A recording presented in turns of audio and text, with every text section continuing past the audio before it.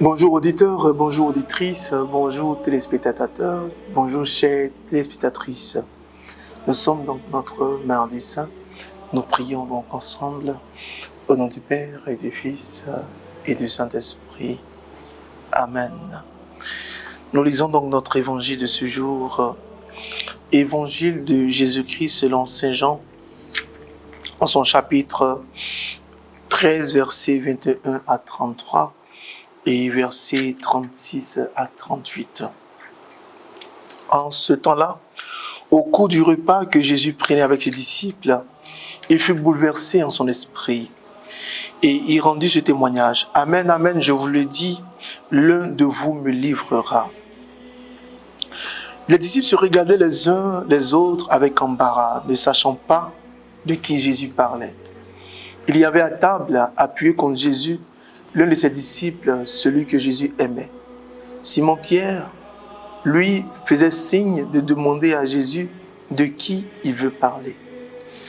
Le disciple se penche donc sur la poitrine de Jésus et lui dit, « Seigneur, qui est-ce » Jésus lui répond, « C'est celui à qui je donnerai la bouchée, je vais tremper dans le plat. » Il trempe la bouchée et la donne à Judas, fils de Simon, l'Iscariote. Et quand Judas eut pris la bouchée, Satan entra en lui. Jésus lui dit alors, « Ce que tu fais, fais-le vite. » Aucun des convives ne comprit pourquoi il lui avait dit cela.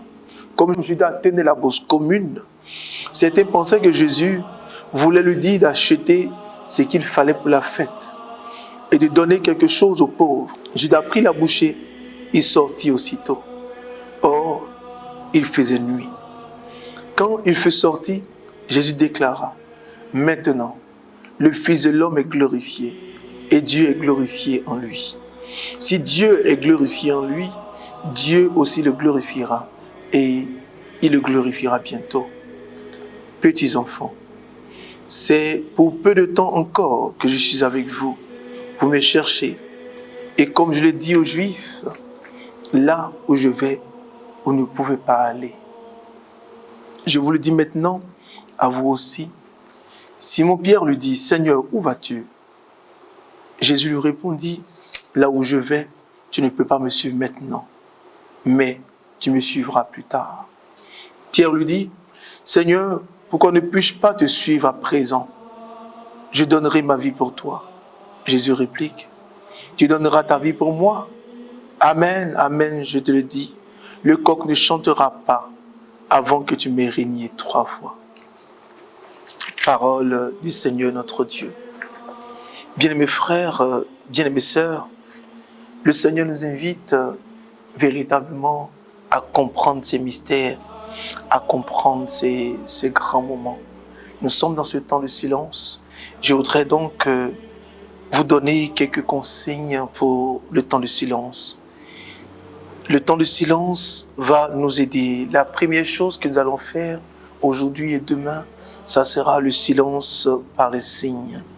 Le silence par les signes, c'est faire attention à nos signes, c'est faire attention à notre gestuelle, c'est que notre comportement, c'est notre body language, que notre communication par les signes, par le langage, par le corps humain ne puisse pas blesser. Bien-aimés frères, bien-aimées sœurs, vous comprendrez mieux cela dans Matthieu chapitre 3, le verset 13 à 16 qui nous parle de la gestuelle. Les signes sont visibles et les signes permettent à nos frères, à nos sœurs de nous rejoindre, de nous aider, de nous aimer et d'être opposés à nous. Nous ferons aussi l'exercice du silence de l'esprit. Le silence de l'esprit, c'est quand nous avons fini d'écouter la parole, quand nous avons fini d'entendre la parole, nous devons laisser l'esprit remplir nos cœurs. Parce que la parole est esprit et vie. Laissez l'esprit, laissez la parole nous remplir, nous imbiber. Parce que la parole, quand elle rentre dans notre corps, elle rentre dans notre esprit, nous permet d'être réceptifs à la parole. Qu'est-ce que nous devons faire? Écouter plus la parole, méditer plus la parole, que ce soit des enseignements, que ce soit des méditations. Nous devons donc faire le silence de l'esprit.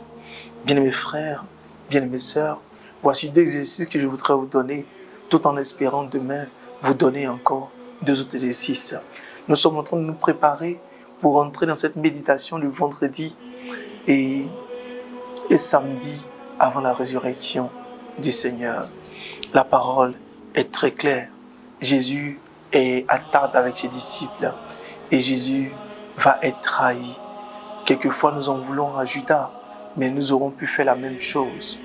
Vous voyez que les mots deviennent difficiles. Pierre, qui est l'intime de Jésus, n'arrive même pas à poser des questions à Jésus.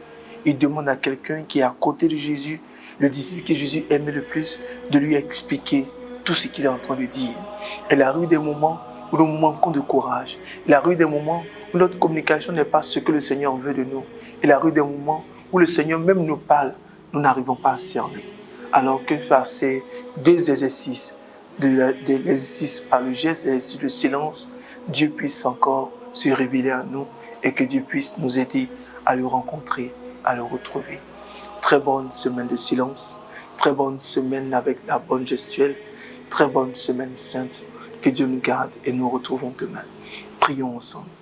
Seigneur mon Dieu, Seigneur Jésus, nous croyons que tu es le Fils de Dieu.